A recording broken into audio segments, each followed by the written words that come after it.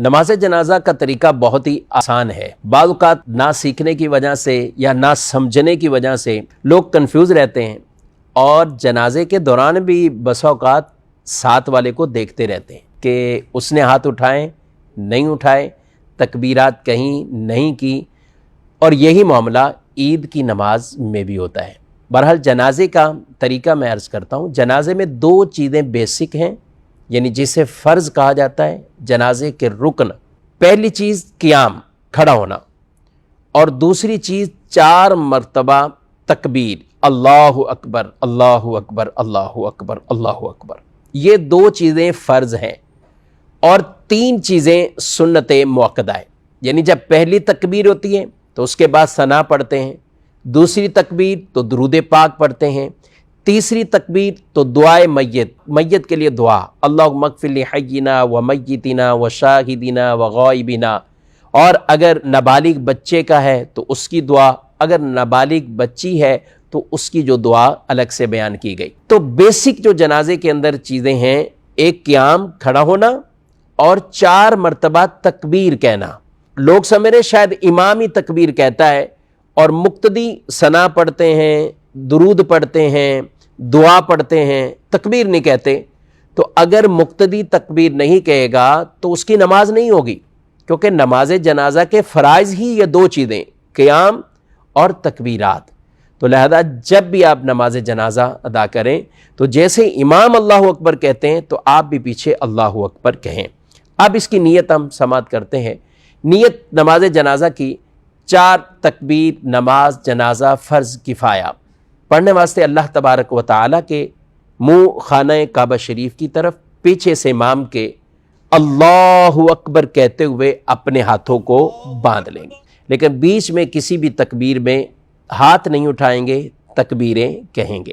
جب ثنا پڑھیں اور ثنا کے اندر وَتَعَالَى جَدُّكَ، اس کے بعد وَجَلَّ ثَنَاؤُكَ وَلَا إِلَٰهَ غَيْرُكَ، یہ ساتھ اگر اضافہ کر لیتے ہیں تو یہ بھی بہتر ہے، اور اگر صرف نماز والی ثنا پڑھی تو بھی سنت ادا ہو جائے گی۔ اب دوسری تکبیر ہوگی لیکن ہاتھ نہیں اٹھائیں گے، اللہ اکبر۔ اب دوسری تکبیر ہو گئی، اب درود پاک، درود ابراہیمی پڑھیے۔ پھر تیسری تکبیر ہوگی، اللہ اکبر۔ اب آپ نے دعائے میت، اللہم اغفر لحینا و میتنا، یہ والی دعا اگر کسی بڑے بالغ مرد یا عورت کی نماز جنازہ ہے، اگر نابالغ بچہ ہے تو پھر نابالغ کی دعا، اور بچی ہے تو نابالغ بچی والی دعا۔ اب جب یہ پڑھ لیں گے تو پھر چوتھی تکبیر ہوگی، اللہ اکبر، اور اس کے بعد دونوں ہاتھوں کو کھول کر چھوڑ دیں گے اور دائیں طرف اور بائیں طرف سلام پھیر دیں گے۔ بہت سے لوگ ہاتھ جب چوتھی تکبیر ہوتی ہے تو ایک طرف سلام پھیرتے ہیں، السلام علیکم ورحمۃ اللہ، ایک ہاتھ کھولتے ہیں، پھر دوسری طرف السلام علیکم ورحمۃ اللہ، پھر دوسرا ہاتھ کھولتے ہیں۔ یہ نہیں، جب آپ نے چوتھی تکبیر کہہ دی تو اب ایسے ہی نا، اللہ اکبر، چوتھی تکبیر ہوئی، دونوں ہاتھ کھول دیں، السلام علیکم ورحمۃ اللہ، السلام علیکم ورحمۃ اللہ۔ اگر آپ نے اچھے انداز سے یہ طریقہ سیکھ لیا، سمجھ لیا، تو میں نہیں سمجھتا کہ پھر آپ کبھی نماز جنازہ میں کبھی آپ کنفیوز ہوں اور آپ کو پریشانی لاحق ہو۔ یہاں یہ بات بھی عرض کرتا چلوں، اگر کسی بھائی کو دعائے میت یاد نہ ہو، دعائے جنازہ یاد نہ ہو، یاد کرنی چاہیے، کوشش کریں جو دعا جس وقت پڑھنی ہے وہی پڑھیں۔